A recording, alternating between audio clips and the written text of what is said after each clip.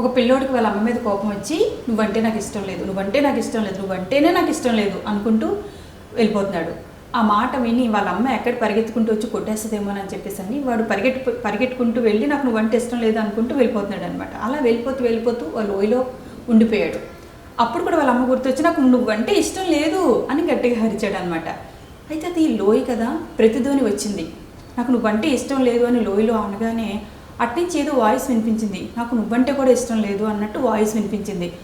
ఆ సౌండ్కి తను భయపడిపోయి వాళ్ళ అమ్మ దగ్గరికి షెల్టర్కి మళ్ళీ వెళ్ళిపోయాడు. అమ్మ మా అమ్మ దగ్గర నేను ఉంటే బెస్ట్, ఇక్కడ ఎవరో ఇంకా పెద్ద భయంకరమైన చెడ్డవాళ్ళు ఎవరో ఉన్నారు అనుకుని వాళ్ళ అమ్మకు వెళ్ళి కంప్లైంట్ చెప్పాడు అనమాట.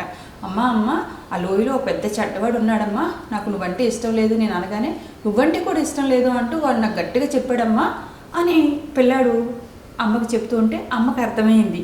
అప్పుడు వాళ్ళ అమ్మ నెమ్మదిగా పిలిచి, నాన్న సరే ఇప్పుడు నువ్వంటే నాకు ఇష్టం అని చెప్పి చూడు, వాడు ఏమంటాడో అప్పుడు విని నాకు మళ్ళీ చెప్పు అని చెప్పి పంపించింది అనమాట.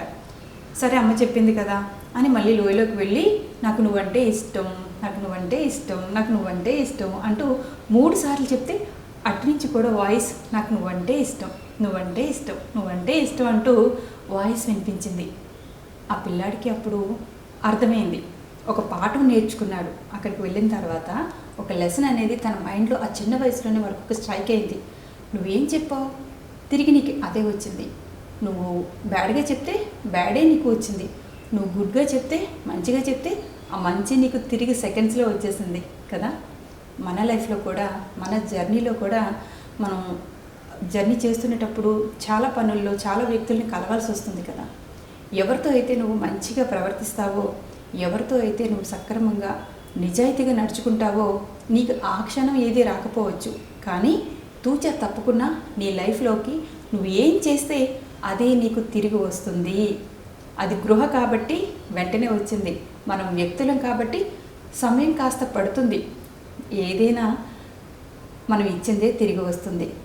మీరు పైకి వెళ్ళేటప్పుడు కలిసే వాళ్ళతో చాలా మర్యాదపూర్వకంగా నడుచుకోండి. ఎందుకంటే మళ్ళీ మనం కిందకు వచ్చేటప్పుడు వాళ్ళనే కలవాల్సి ఉంటుంది. మనం ఏది ఇస్తే అదే వాళ్ళు మళ్ళీ తిరిగి ఇవ్వడానికి రెడీగా ఉంటారు. అందుకనే వెళ్ళేటప్పుడే జాగ్రత్తగా వెళ్దాం.